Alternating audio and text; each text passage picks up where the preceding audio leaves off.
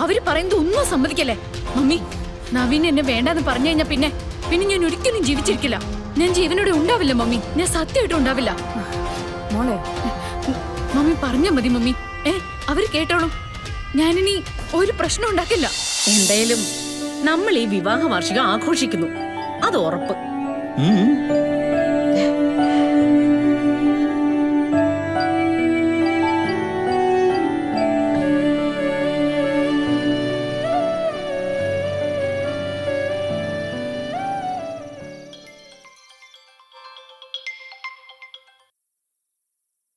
Hello Mollykutty. ആ കൃഷ്ണ, എടി അമ്മയ്ക്ക് എങ്ങനെയുണ്ട്? ഞാനിങ്ങോട്ട് പോകുന്നതിനെ കുറിച്ച് അമ്മ എന്താ പറഞ്ഞേ? നീ എന്താ അമ്മയെ വിളിക്കാതിരുന്നെ? അമ്മ എന്താ പറയാന്നറിയില്ലല്ലോ. നീ ധൈര്യമായിട്ട് വിളിച്ചോ, അമ്മ നിന്നെ ഒന്നും പറയില്ല. നീ അങ്ങോട്ട് പോയിരിക്കുന്നത് ശരിയാണെന്നാ അമ്മ പറഞ്ഞിരിക്കുന്നത്.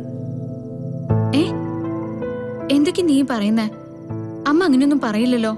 പറഞ്ഞു, നിന്റെ ജീവിതത്തിൽ അമ്മ ഇനി ഒരു ഉറച്ച തീരുമാനം എടുത്തിരിക്കും പറഞ്ഞു. ആ തീരുമാനം എന്താണെന്നറിയോ? നീ നവീനൊപ്പം ജീവിക്കാന്നുള്ളതാ. മോളിക്കുട്ടി, സാഹചര്യം മനസ്സിലാക്കാതെ വെറുതെ എല്ലാവരും കൂടി ഓരോന്ന് പറയരുത് കേട്ടോ. എന്തോന്ന് സാഹചര്യാടി? നവീന നിന്നെ ജീവനാ, നിനക്ക് നവീന പ്രാണനും. ഇതിനപ്പുറത്തേക്ക് രണ്ടുപേർക്കും പരസ്പരം ഇഷ്ടപ്പെടാൻ പറ്റുമോ? ഇപ്പൊ എന്തായാലും ഗാഥയ്ക്ക് വേണ്ടിയാണ് നീ കഷ്ടപ്പെടുന്നതെന്ന് പറയണ്ട. ഗാഥ നവീന്റെ ജീവിതത്തിൽ ഇനിയില്ല. അതിപ്പോ നീ സമ്മതിച്ചു കൊടുത്താലും അവിടെ സമ്മതിക്കാത്തവർ ഇഷ്ടം പോലെയുണ്ട്. അല്ല, നിന്നോട് നവീന് സ്നേഹക്കുറവൊന്നുമില്ലല്ലോ? ഇല്ല. നവീന്റെ സ്നേഹം കാണുമ്പോ സത്യത്തില് എനിക്കെന്തോ പേടിയാവുന്നു. ഒന്നല്ല 10 ജന്മം കഴിഞ്ഞാലും നവീന്റെ അടുത്തുനിന്നും പോവാൻ പറ്റില്ല എന്ന് കരുതി പോവും. അവിടെ നിന്നോ? അല്ല, വല്ലാണ്ട് സ്നേഹിച്ച് എല്ലാം കഴിഞ്ഞോ നിങ്ങൾ തമ്മില്? ഒന്ന് പോയേ നീ. നിന്റെ ചിരി കണ്ടിട്ടേ അങ്ങനെയൊക്കെ തോന്നുന്നുണ്ട് എനിക്ക്. അടുത്തുണ്ടായിരുന്നെങ്കിലേ നിന്റെ തല ഞാൻ തല്ലി പൊളിച്ചാനെ. ആ എടി, വേറൊരു കുഴപ്പം കൂടിയുണ്ട്. അല്ല, എന്താടി? നവീന്റെ വെഡിങ് ആനിവേഴ്സറിയാ. ഹാ, നവീന്റെ മാത്രല്ല, നിന്റെ നവീന്റെയും കൂടെയാ. നീ ഒന്ന് നോക്കിയേടി, കൃത്യമായി വിവാഹ വാർഷികം ആഘോഷിക്കുന്നതിന് നീ അവിടെ എത്തിയില്ലേ? ഇത് കൂടുതൽ എന്ത് തെളിവാടി പെണ്ണെ നിനക്ക് വേണ്ടത്? ദൈവ അനുഗ്രഹം തന്ന് നിന്റെ തലയിൽ കൈവച്ചിരിക്കുമ്പോ അത് തട്ടിക്കളയല്ലേ കൃഷ്ണ. തട്ടിക്കളയേണ്ടത് ഗാഥ, സിത്താര എന്ന 2 പേരുകളാ. എന്നിട്ട് മര്യാദയ്ക്ക് നവീന്റെ ഭാര്യയായിട്ട് നവീനോടൊപ്പം ജീവിക്കാൻ നോക്കണം, കേട്ടോടി? ആ പിന്നെ അമ്മയുടെ കാര്യങ്ങളൊക്കെ നോക്കിക്കോണേ. അമ്മയുടെ കയ്യില് ഞാൻ കാശൊന്നും കൊടുത്തിട്ടില്ല. കുറച്ച് കാശ് ഞാൻ... അമ്മയുടെ കാര്യത്തിന് ഞാൻ നിന്നോട് കാശ് ചോദിച്ചോ? അല്ല, നീ ആരടി എന്റെ കയ്യിൽ കാശ് ഏൽപ്പിക്കാൻ?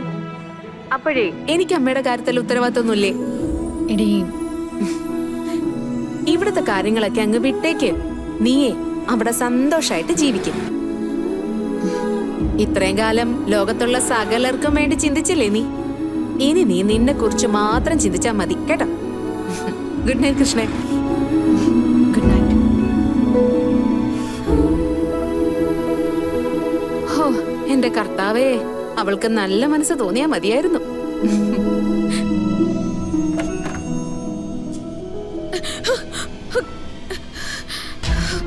മോളെ, മോളെ, ഒന്നുമില്ല. പെട്ടെന്ന് ഡോർ തുറന്ന ശബ്ദം കേട്ടപ്പോ നവീന്റെ അച്ഛൻ പിന്നെ വിളിച്ചോ? ആ വക്കീൽ വിളിച്ചോ മമ്മി? ഇല്ല. സമ്മതിക്കല്ലേ മമ്മി? അവര് പറയുന്നത് ഒന്നും സമ്മതിക്കല്ലേ മമ്മി? നവീൻ എന്നെ വേണ്ടെന്ന് പറഞ്ഞു കഴിഞ്ഞാ പിന്നെ ഞാൻ ഒരിക്കലും ജീവിച്ചിരിക്കില്ല. ഞാൻ ജീവനോടെ ഉണ്ടാവില്ല മമ്മി. ഞാൻ സത്യമായിട്ടും ഉണ്ടാവില്ല. മോളെ, മമ്മി പറഞ്ഞാ മതി മമ്മി. അവര് കേട്ടോളും. ഞാനിനി ഒരു പ്രശ്നം ഉണ്ടാക്കില്ല, ഒരാളും വിഷമിപ്പിക്കില്ല. എന്റെ വാക്കാ. മോളൊന്ന് കിടന്നുറങ്ങിക്കേ. ഈ ടെൻഷനൊക്കെ ഒന്ന് മാറട്ടെ, എന്നിട്ട് മമ്മി അവരെ വിളിച്ച് സംസാരിച്ചോളാം. എന്നെ വിശ്വാസമില്ലേ നിനക്ക്? എനിക്ക് എന്റെ മമ്മിയെ വിശ്വാസ. ദൈവത്തെക്കാളും വിശ്വസിക്കുന്നത് ഞാൻ എന്റെ മമ്മിയുടെ വാക്കാ. മമ്മി അവരോട് പറഞ്ഞാ മതി, കേട്ടോ? മോള് കിടക്ക. മോളൊന്ന് മനസ്സമാധാനത്തോടെ കിടന്നുറങ്ങിയാല് എനിക്കൊന്ന് കണ്ണടയ്ക്കാൻ പറ്റും മോളെ. ശരി, കിടക്ക.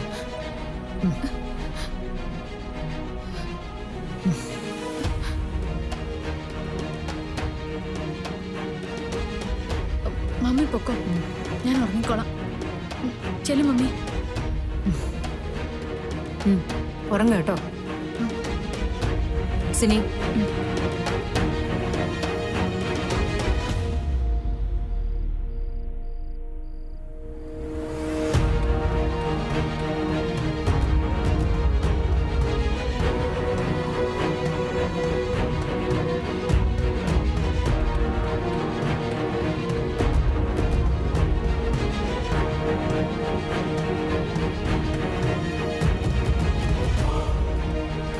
മാം, ഗാഥ മാഡത്തിന്റെ കണ്ടീഷൻ കാണുമ്പോൾ പേടിയാവുന്നു. നമുക്ക് ഏതെങ്കിലും ഡോക്ടറെ കൊണ്ടുപോയി കാണിച്ചാലും. അതുകൊണ്ടൊന്നും ഒരു കാര്യമില്ല സിനി. അവളുടെ മനസ്സ് നേരെയാവണമെന്നുണ്ടെങ്കിൽ നവീൻ അവളുടെ മാത്രം ആവണം. അതെങ്ങനെ നേടിക്കൊടുക്കണമെന്ന് തൽക്കാലം എനിക്കറിയില്ല.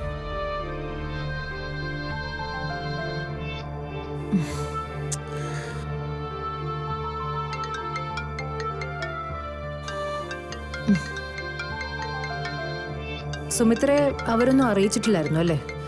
ഇനിയിപ്പോ പറഞ്ഞോന്നറിയില്ല.